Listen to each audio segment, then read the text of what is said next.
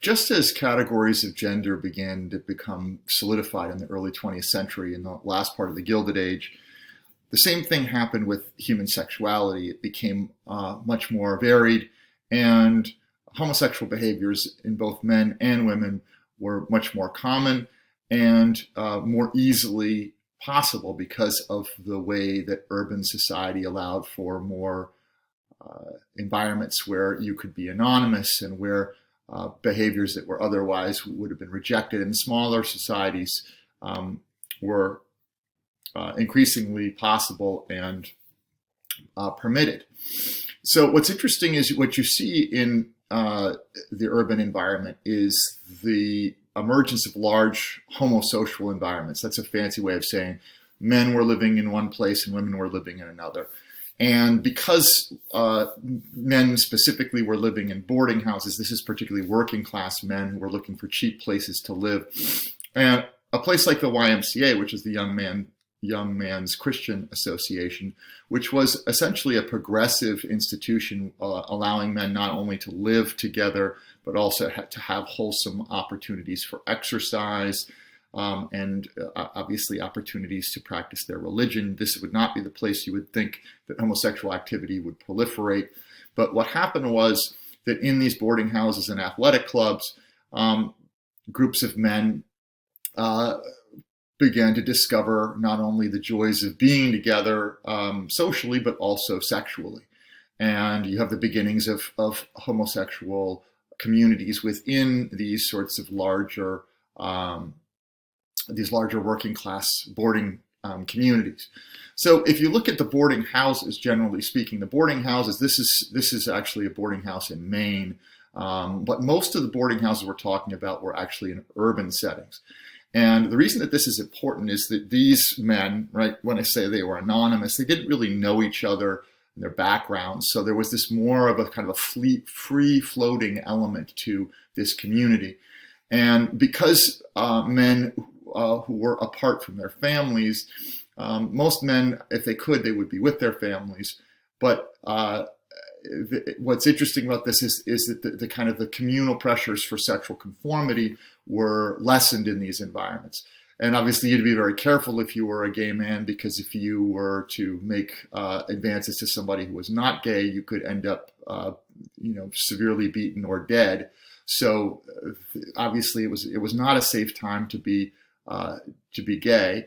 And I think a big piece of this is that there was, though, opportunities for gay behavior in these boarding houses, and particularly in certain areas of certain cities, which we'll talk about as well. But the important thing is that boarding houses created this type of environment where at least opportunities for homosexual encounters were greater. We also looked in the last flip chart at women's colleges, and women's colleges, as you remember, began to emerge in the 1880s. And with these women's colleges, you begin to have also gendered spaces. This is obviously more in the upper middle class and in the middle class. But this whole idea that women being together at a time when they are developing to their own sexuality, first of all, you begin to see some gender queerness, or at least less traditionally female ways of presenting. So if you look at the women in the picture, the shorter hair, that's again not as traditional a way of presenting yourself as in the older 19th century view. So I think what's interesting about this is this idea of friendship and connection, which obviously everybody makes in college environments. This idea of where does friendship and idealization and real appreciation for someone else as a friend begin to switch into a kind of form of sexual or romantic love.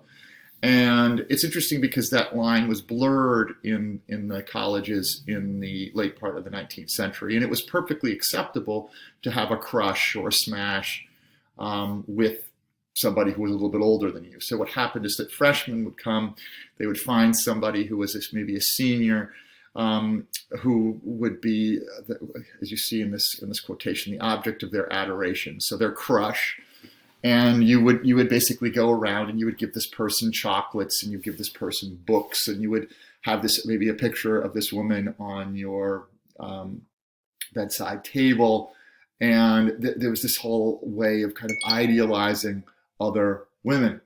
And this obviously moved in many cases into homosexual behavior as well. So there was a growth of lesbian behaviors on campus, and this was again concerning because the administrators began to get wind of this, and you can see that this idea, we must combat this tendency towards race suicide, this fear that the Anglo-Saxon women who were supposed to be holding up the race, right, were letting down the team. In that sense, they were allowing the immigrant community to grow faster than theirs. So the use of these words, abnormal, lustful, and perverse relationships, right? And in other words, this was okay as long as eventually these women reverted back to heterosexuality and child bearing and child rearing and all of that. So it was interesting. There was this feeling of, okay, if this is just a stage, it's okay, but if this is a permanent status, then it's a complete crisis. So there's going to be this interesting thing. This is going to become the focus of concern a lot more than the gay behavior by men, which was much more underground and harder to identify because in many cases it was so dangerous. Now, what's interesting is that if you look at how sexuality was defined by women, the progressive movement, which was this movement in trying to get rid of alcohol and to reform the urban areas, in many cases this was directed at this aspect of manhood, the lustful, gambling, alcoholic man who would go to saloons and be with prostitutes and that sort of thing. This threat to women and the family is also going to be highlighted. So this whole idea of drinking, equating drinking and sex, is going to be very important in terms of the whole movement towards women's rights and reform. So this idea of curbing toxic aspects of male identity. Another concern at the time around sex was the concern about masturbation, and this was really a huge issue.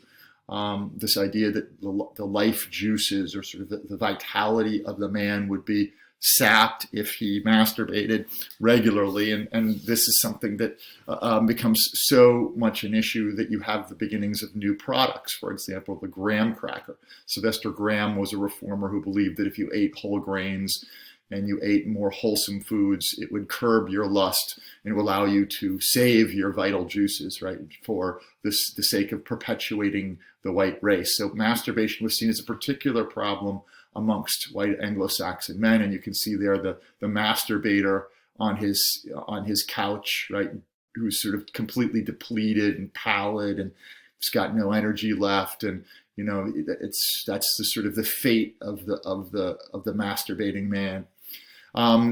Cornflakes also were developed to stop onanism, right? Here's John Harvey Kellogg saying, "Neither plague nor war produce results so disastrous to humanity as the pernicious habit of onanism." Right? So eat good food, save your vital fluids for reproduction and positive things, and we will have a better society. Now, as homosexuality began to emerge and people began to identify it, it was actually the idea of heterosexuality and homosexuality.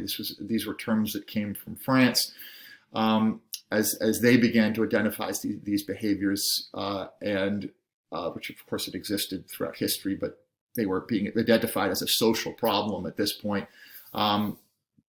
Perhaps just because they were being more widely practiced in the urban settings. But I think what's interesting is this idea of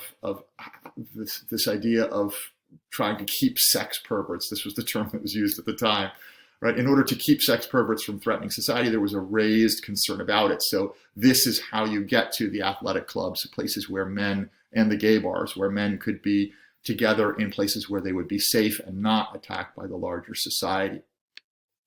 Now, as you begin to look at how homosexuality gets treated by the larger society, there's this idea that homosexuals represent actually a kind of a third sex. They're not men and they're not women, right? So women are sort of mannish women, and homosexual men are effeminate men, right? So they sort of fit a third category, this idea of the third sex, or the invert meaning inverted gender identity. So the masculine woman or the feminine man is not really a man or a woman. But it's interesting that a masculine woman, right, because she has male characteristics, or at least we've seen to having these male characteristics, and one of the major characteristics of men is lust and uncontrolled desire. So therefore, her desire for other women was this byproduct of this uncontrolled male sexuality, which kind of reinforced the idea of the mannish lesbian, in quotation marks. And also, lesbianism was used to demonize women active in the public sphere, as you can see over on the right side, this criticism of suffragettes as being essentially lesbians who have abandoned their female identity completely.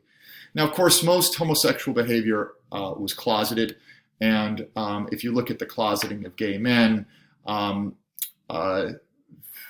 very quickly men realized that they were gay men realized that this was not an attitude or a behavior to demonstrate, except for the people who were also gay. So you would have to find other gay men, and this is where these communities begin to form. But as you can see here, right, as Edward Prime Stevenson talks about the force of his homosexuality, its power over his identity, right? He equates that immediately with the need to hide, which is sad, and it's also very much the way homosexuality, particularly for men, was it's how the whole situation was for men in the first part of the 20th century. Now, the gay communities, which are going to emerge much more so in the post-1920s period, and they really grow from 1920 to 1950, and increasingly as you move up into the 60s when they explode into the open. But the Castro in San Francisco was very much a gay neighborhood. My mother actually spent time out there after World War II. And my mother, as a young heterosexual woman, was kind of wondering, why were all these very attractive and lovely young men not at all interested in me? And it took her a while to figure out, oh, it's because they are homosexuals. And it was not even on her radar screen as a young woman in the 1920s. So, I'm sorry, in the 1950s. So still you see that this was still very much an underground community, even as late as the 50s. So whether it was artist colonies, for example, in Provincetown, or there was the Medellin Society in Los Angeles, these were groups of gay men that began to form communities. But for the most part, these were informal connections made between men and communities of men that began to form. And obviously lesbian women are going to emerge in these same areas, in many cases forming parallel communities in these places. So what happens as women's identity begins to change and sexual identity begins to change, so does gender identity. So if you look at this move towards a kind of more androgynous style, away from the traditional female standards of beauty and dress. So the movement away from the sort of tight dresses in the mid-19th century into looser bloomers and more comfortable clothing. You can see the working class clothing as well, being just more practical and functional. Coco Chanel in the 20s wearing pants, shirts, shorter hair. This corresponds to the flappers and other aspects of female identity. So if you look at all of this, we begin to see a move towards acceptance of more androgynous clothing styles for women, more flexibility in sexual identities. But still, even by the mid 20th century, homosexuality is still very much an underground identity, one that's rejected by mainstream society, unacceptable for most people, but still beginning to emerge in these subcultures.